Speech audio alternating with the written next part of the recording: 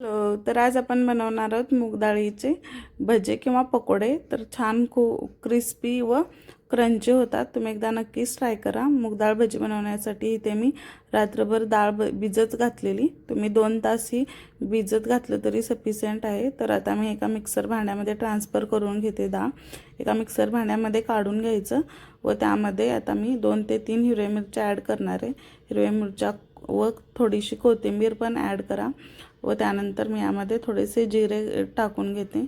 तुम्हाला आवडत असेल तर तुम्ही यामध्येच ओवाही ॲड करून घेऊ शकता। आता मी हे मिक्सरमधून छान वाटून घेते। एकदम बारीकही वाटून घ्यायचं नाही, थोडंसं जाडसर ठेवायचं आहे। यामध्ये थोडंसं तांदळाचं पीठ टाका।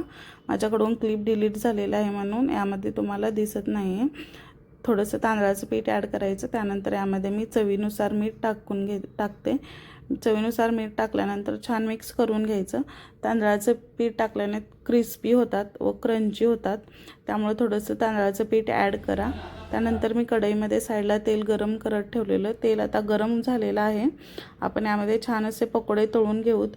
भजीसारखे आपण छोटे छोटे पकोडे तळून घ्यायचं, यामध्ये सोडायचं व मीडियम फ्लेमवरती 3 ते 4 मिनिट आपण छान परतून घ्यायचं सर्व साईडनी। म्हणजे कसं क्रिस्पी व क्रंची होतात। त्याला ब्राउनिश कलर येऊ द्यायचं व डीप फ्राय करून घ्यायचं।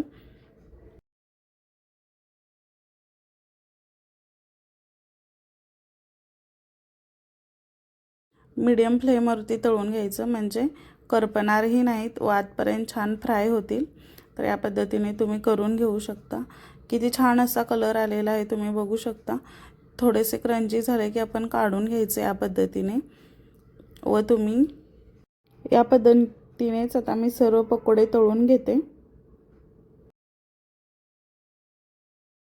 तर या पद्धतीने मी सर्व पकोडे तळून घेतलेले आहेत। तुम्ही बघू शकता किती छान असा कलर आलेला आहे व क्रिस्पी पण झालेत, आतून सॉफ्ट झालेत व वरून क्रिस्पी झालेत। खायला खूप छान व टेस्टी लागतात। तुम्ही हे पुदिन्याच्या चटणीसोबत किंवा सॉससोबत मुलांना पण देऊ शकता। जर तुम्हाला माझे व्हिडिओ आवडत असतील तर लाईक, शेअर व सबस्क्राईब करा व रेसिपी एकदा नक्कीच ट्राय करून बघू शकता।